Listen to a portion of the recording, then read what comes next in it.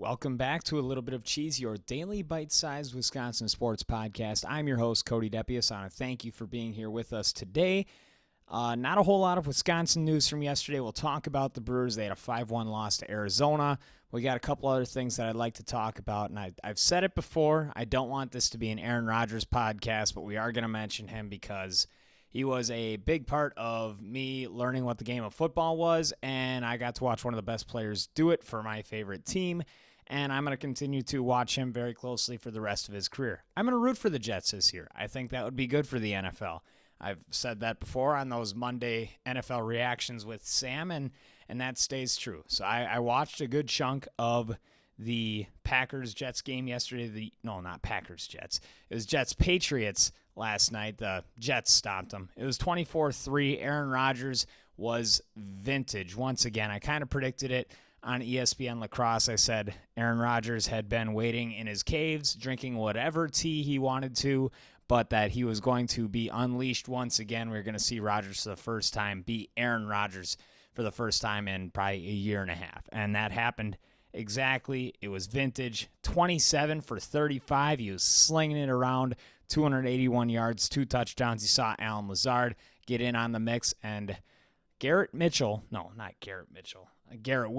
Oh, we're going to talk about Garrett Mitchell later. I got a lot of Freudian stuff going on, I think, right now on this Friday. Got a big, exciting weekend for a little bit of cheese. But Garrett Wilson is the first round wide receiver to catch a touchdown pass from Aaron Rodgers. That was the big stat floating around yesterday. It's kind of mind-boggling, but if you watch Green Bay and the way that they operated over the course of Aaron Rodgers' tenure, you understand why. Green Bay was not going out and drafting wide receivers with the first-round pick because they always had more problems on defense than they had on offense. If you have a Hall of Fame quarterback, you feel you can spread things around a little bit more, and you go ahead and you draft on defense, and that's exactly what they did. I'm not going to fault them for it. They missed a lot of draft picks. We're not going to go into the depths of that, but that's why you see that stat flowing around. And you can say what you want about Green Bay's general management over that time. No, it wasn't great towards the end of Ted Thompson's tenure in Green Bay. Was not pretty, those draft picks towards the end of it. But that is why that stat is there. That is why it is floating around. It is pretty mind-boggling. A Hall of Fame quarterback, and this is the first-round wide receiver that he's thrown a touchdown pass to. So you can take it for what it is, but Braylon Allen, Wisconsin alum, 11 carries, 55 yards. He's playing really, really well. He had a funny comment as on Twitter people were asking, how did Braylon Allen fall all the way to the 4th round? And Braylon then went and commented and said some guys wanted to watch me run around in my underwear to see how good I could play football. Of course, then he was talking about the NFL Combine, where they pretty much that's what it is. They put you in skin-tight clothes, and they see how fast you can run, how high you can jump, how much you can bench press 225. But if you watch Braylon Allen, and of course there are problems towards the end of his Wisconsin tenure there last year at the first year with Luke Fickell. I was not the biggest Braylon Allen guy because he struggled holding on to the ball. But when you talk about the guy with physical talents when it comes to just pure running the football, he's the guy. He's been the guy at Wisconsin. You saw it. And when he went to a team like the Jets, it's kind of, like I said, easy to root for him. You can hate Aaron Rodgers. You can hate him going to New York. But even in Green Bay, it was time for him to leave. Everybody kind of knew that. And now he gets to go start a new life somewhere else. And he gets Braylon Allen, another Wisconsin guy, to go with him. So I will be rooting for the Jets for the rest of this year. We'll kind of keep an eye on those games, but, of course, the only NFL game going on yesterday, I'm going to talk about it a little bit. I wanted to, so I did. We're going to talk a little bit more, not Wisconsin stuff, but this is more historic, is why I want to bring it up. Shohei Ohtani is the first Major League Baseball player to hit 50 home runs and steal 50 bases in a season. If you are not a baseball fan, Shohei Ohtani, and we're going to say this on A Little Bit of Cheese, all you cheesers out there, Shohei Ohtani is the most talented baseball player to ever pick up the bat and a glove. Ever. He is one of the top 5 pitchers in baseball when he's healthy, but right now he's dealing with the Tommy John surgery, so he's not pitching, and he's gotten to dedicate his entire season to what he can do offensively, what he can do hitting the baseball and stealing bases, and he has proven once again he might be the best at that too. 50 home runs, 50 stolen bases, and he did it with one of probably the greatest single game performances I've seen. Of course, you've seen some guys hit 4 home runs. Former Brewer Scooter Gennett hit 4 home runs one game. But a 6-for-6 performance for Shohei Ohtani against the Miami Marlins yesterday. Hit 3 home runs and stole 2 bases. It was kind of funny. I was on air, actually, with ESPN Lacrosse, and we were talking about the NL MVP and how voting was going to go. And I am very much on board with Shohei Ohtani unanimously getting the National League MVP because he's going 50-50, and I said that on air. And during that time, Shohei only had 48 home runs in the season. So Aaron, who works with me at the station, said, well, Shohei needs to hit 2 more home runs this year. Like, it might not happen. He's like, you got a little bit over a week of baseball, but Aaron Judge went without hitting a home run. Giancarlo Stanton, when he was chasing 60, went without hitting a home run the last week or so of the season. Shohei might not do it. By the time that we walked out of the studio, Shohei had hit 2 home runs, and they were in back-to-back innings. The Dodgers really poured it on. I think it was a 20-4 victory, but it was just really funny where it was like, oh, I think Shohei might have been listening. Like, oh, he might not go 50-50. He's got to hit 2 more home runs yet this season. How about in the next hour I do that myself? Shohei Ohtani, tip of the cap. Wow, what a game. The greatest baseball player of not just this generation, but I think really of all time. I mean, that's a conversation we can have at a different time when you talk about longevity and how long guys play, the great overall numbers that they can put up. But at a single moment in time, nobody has ever done what Shohei Ohtani has done. Absolutely no ties to Wisconsin sports, but I'm going to bring it up because he is the most entertaining player in all of baseball. So if you like baseball, if you're just getting into it, Shohei is the face. He's awesome. He's got a little cute dog. The dog's name is Decoy. He got to throw out the first pitch this year. It's just great stuff. I love it. It makes baseball fun, makes baseball watchable. And mind you, Ohtani is I think 6'4", 240-pound monster of a human being that is bigger, faster, and stronger than everybody else. Just a joy to watch on a baseball diamond. We're going to switch gears a little bit. Now we'll go back to the state of Wisconsin. Sorry, a little bit of rambling there on the national sports landscape, but we're going to go back to our roots. This is where we belong. This is a little bit of cheese. We are the cheeseheads. We're the cheesers. And we're going to go back. We're going to talk about Green Bay as they got a bit of a challenge this week as opposed to last week where Indianapolis just seemed surprised that Green Bay wanted to run the ball the entire time. Well, Tennessee so far has allowed fewer yards than anybody else in the NFL. They've really worked to bolster that defense, and Tennessee's played really well. If it hadn't been for Will Levis, their second-year starting quarterback, making a bunch of boneheaded decisions, this team would probably be 2-0. If Malik Willis had been, and this was said by Andy Herman on the Pack-A-Day podcast, if Malik Willis started those first 2 games for Tennessee, they probably have at least 1 win because he didn't make the mistakes last week when he played for Green Bay, as you saw Will Levis make in 2 very crucial spots in the first 2 games that Tennessee has played this season. So we're going to have to see how Matt LaFleur adjusts to a really, really solid defense that they have there in Tennessee and make Tennessee's offense make mistakes. You've seen it happen a couple of times already this year.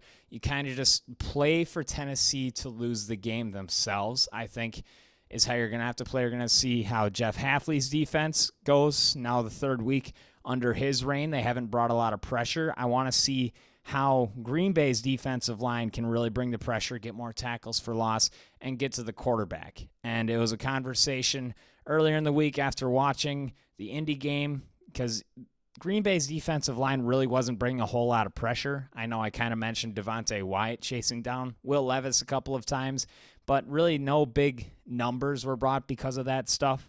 You want to see Green Bay get to the quarterback. I think the big reason the first 2 weeks they faced really mobile quarterbacks, guys you don't want to get outside of the pocket because they can make a lot of bad things happen for a defense. Jalen Hurts, a great rushing quarterback. And then last week, Anthony Richardson, who I think is definitely a better runner of the football than a thrower of the football. And they just tried to contain him, weren't working to bring him down, but working to let them make mistakes. And both those quarterbacks did make multiple mistakes in both of those games. So I think the mindset and the philosophy hasn't been faulty for Hafley's defense. We'll just have to see how it adjusts as they face more teams. I'm excited. I think they're going to have a good week. And some other exciting things. Jordan Love has now practiced for the third straight day. It was reported by Ian Rappaport that there is a realistic chance that he starts on Sunday. They went and they asked Adam Stenovich, the Packers offensive coordinator, what he thought about Love playing, and he said it's really going to fall on with Love because they can decide 90 minutes before the game if he's going to be active or inactive, and it's going to depend on how Jordan feels. If he shows up Sunday and he's ready to play, they're going to throw him out there. But if there's any sort of inclination that Jordan Love might not be ready in any sense, then you'll see another game of Malik Willis, and that's going to be okay. But I would bet a good chunk that this would be the last week that you're seeing Jordan Love sit on the sideline, if he does at all. I think he's going to be ready for Minnesota coming up after the Tennessee game. So, talked about it before. You went from, this guy might be missing the whole season to this guy might only miss 1 week. But if he doesn't play on Sunday, that's okay. This is a week 3 game. You already got your win with Malik Willis. You just take it, even if you lose here to Tennessee, which I think that Green Bay has another opportunity to win the game. They're underdogs by 2.5 points, which isn't a whole lot. I think there's an opportunity they can go and get that second win of the season. But it's more of a toss-up. I think it's more of a coin flip. I think Tennessee's defense is really solid, and if Will Levis can stop making just stupid, boneheaded decisions in the fourth quarter, I think Tennessee's going to have a good opportunity to win that ball game. So it's, like I said, a toss-up. It'll be an entertaining football game, and we'll definitely have that one on Sunday. Packers, Titans in Nashville. It's going to be hot. We'll see how the offenses adjust to that. And to finish it off here, a little bit of a summary of the game last night for Milwaukee. They lost 5-1 to Arizona. Tobias Myers, 4 innings pitched, gave up 3 runs. Only one of those earned off of 4 hits, 3 walks. He did strike out 5. So not the greatest start there for Myers. He pitched into the 5th inning. They had to pull him out and bring in Aaron Ashby, who ended up putting out the fires, gave up a couple of those runs. But for Myers, I'm not going to call it inconsistency. You see him get hit hard at times. And yesterday, the 4 hits, 3 walks, he was losing a little bit of his control as well. Not the best start you see out of him, but things didn't blow up in front of him. Milwaukee still had an opportunity to go out and score some runs, but the boys were playing like they were out partying the night before, which we saw it live on TV that they were out partying the night before. The offensive performance was not too much of a surprise. I said it yesterday. We'll see how hungover the boys are. They kind of played a little bit hungover. Just 2 measly hits for the offense. But like I say, we take this game with a grain of salt. You just won the Central. You guys are out celebrating. Willie Adames missed his first game of the entire season, so hats off for him. He went deep into this year without missing an entire game. And after a little bit of celebrating, maybe Willie had some drinks, and maybe that's the reason why he sat out. And maybe I'm totally wrong in even saying that or thinking that, but that was his first day off all season. Monasterio got to step in, and he said it, just 2 hits for the offense. Wasn't really clicking, but that's okay. Garrett Mitchell with a home run. You love to see that. But on top of the 2 hits, no walks for the offense. Brandon Pfaadt, who we talked about last week, he faced Milwaukee, and Milwaukee really hit him hard after hitting him hard in the playoffs the year prior. Brandon Pfaadt pitched one heck of a game for Arizona. So I'm taking this as even punches. Milwaukee, they went and got him the first game this year. Pfaadt threw another one back last night. Now let's get him if you face him in the wild card. You face Brandon Pfaadt. Brewers should have no problem. You shouldn't have any champagne still running through your bloodstream when you go into that wild card series. Go in and take it to them. Let's see something similar to what we saw in that game where they won 15-8 just last week. So it's okay. You don't have to worry about last night's game. Tonight's game, I don't really know the plan for Milwaukee. Of course, this week, it was the first YouTube video that we did. We were talking about Colin Ray possibly being the closer for the Milwaukee Brewers. And, of course, we shut that down. That's not the case. They're just trying to evolve him into a different role. Well, he will be starting the game tonight for Milwaukee against Zach Gallen.